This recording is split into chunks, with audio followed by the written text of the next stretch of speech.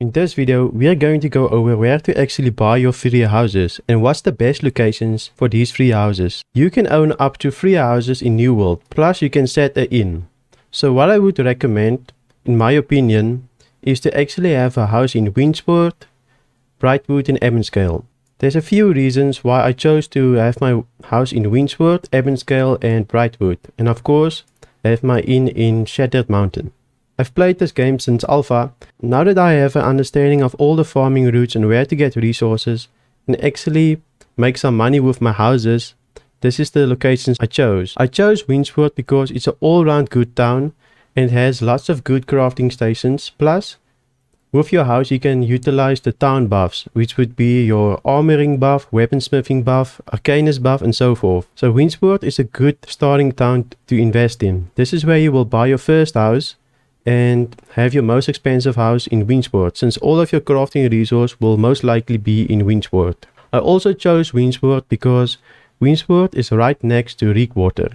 Reekwater is where you go and farm trophies and of course do the elite run here in Force Castle Rift and of course in Eternal Pool. In Winchport there's a really good iron run and fiber run. This will help you gather your main resources for all of your crafting stations and all of your armoring and weaponsmithing and so forth. So I chose Winchport just because it has hemp and iron. Whichever fall only has iron and some silver. Also, here next to Reekwater, you can actually follow a path here and go and farm some platinum and gold, which is also why I chose Winchport. For my next house I bought in Brightwood. I bought my next house in Brightwood because in Brightwood you can go and farm some silk, some lopestone and some ironwood and weirdwood trees. Brightwood is also close by to Greatcleave, and Greatcleave is a great place to go and farm star metal, motes, and actually you can also do some orichalcum here, which is up here and on here.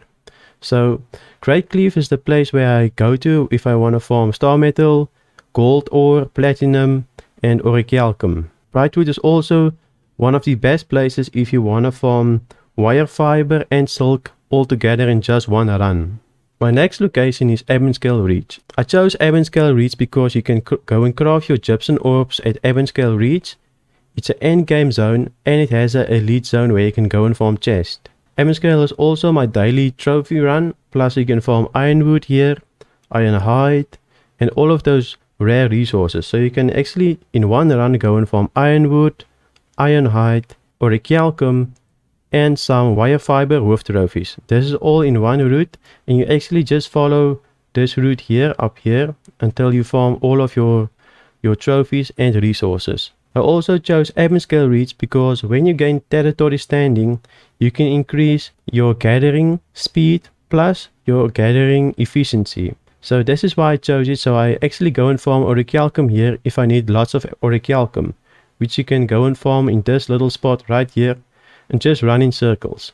I also chose to place my inn in Shattered Mountain just for elite runs and trophy runs. I do a lot of trophy runs. I always go to Greatcleave just to increase my watermark and do the elite runs and by gathering high tier trophies. If you're somebody that doesn't like to do elite runs or farm trophies, I would suggest you place your inn at Greatcleave just so you can do the star metal run, the orichalcum run and actually do some mote runs in Greatcleave as well.